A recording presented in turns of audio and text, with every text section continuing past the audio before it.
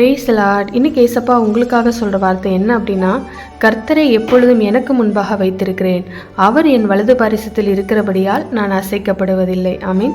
தாவீது சொல்கிறாரு, நான் எப்பவும் கர்த்தரை எனக்கு முன்பாக வைத்திருக்கிறேன், அவர் எனக்கு முன்னாடி இருக்காரு, நான் அவருக்கு பின்னால்.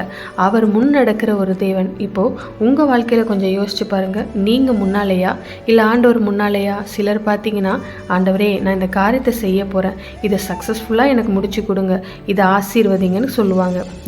அது பிஸ்னஸ் காரியமாக இருக்கலாம், இல்லை ஏதோ ஒரு வேலையாக கூட இருக்கலாம், ஊழியமாக கூட இருக்கலாம். நான் பிளானெல்லாம் போட்டுக்கிறேன், இப்படி செய்ய போகிறேன், நீங்கள் எனக்கு பின்னால் வாங்க.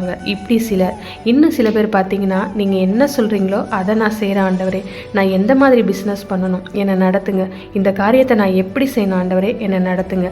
இதுதான் அவரை முன்னாடி வைக்கிறது. இப்போ சொல்லுங்கள், நீங்கள் ஆண்டவரை முன்னாடி வச்சுருக்கீங்களா இல்லை பின்னாடி வச்சுருக்கீங்களா? தாவீதை பாருங்கள், எப்பொழுதும் கர்த்தரை முன்னாடி வச்சுருக்காராம்.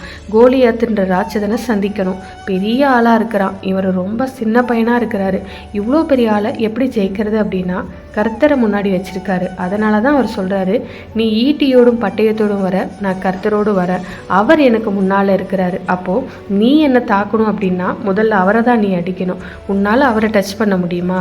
அவர் எனக்கு முன்னால் நிற்கிறாரு, நான் அவருக்கு பின்னாடி தான் நிற்கிறேன். அதான் தாவீதோட தைரியம், பலன், விசுவாசம் எல்லாமே.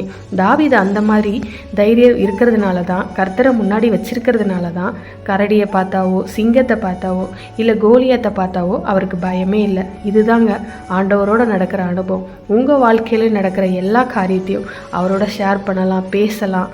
அவர் உங்கள் கூட பேசுவார். ஒரு அப்பாவும் மகனையும் எப்படியோ, இல்லை ஒரு 2 ஃப்ரெண்ட்ஸ் நடந்து போகிறாங்க எப்படியோ அப்படி தான்.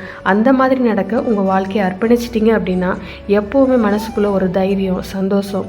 ஆண்டவர் என் கூட இருக்கிறாரு, என் கூட நடந்து வர்றாரு, அவருடைய இடது கரம் என் தோளின் மேலே இருக்குது. இந்த உணர்வு, சந்தோஷம், ஒரு அனுபவம் நமக்கு இருக்கும். உலகத்தில் நமக்கு எவ்வளவோ ஆசீர்வாதம் இருந்தாலும் அவர் நம்ம கூட இருக்கிறார் பார்த்தீங்களா, அதுதான் பெரிய ஆசீர்வாதமே. அவர் நம்முடைய வலது பக்கத்தில் இருப்பார். அவருடைய இடது கரம் நம்முடைய ஷோல்டர் மேலே எப்படி இருக்கும் யோசிச்சு பாருங்கள். அந்த மாதிரி உங்களை அவர் நடத்தணும்னு சொல்லி அவர்கிட்ட கேளுங்க. நிச்சயமாக ஆண்டவர் உங்களுக்கு முன்பாக, உங்களுக்கு வலது பரிசத்திலும் இருந்து உங்களை அழகாக பாதுகாத்து நடத்துவார். விசுவாசிங்க, விசுவாசத்தோட வார்த்தையை அறிக்கையிடுங்க. ஆமீன். God bless you.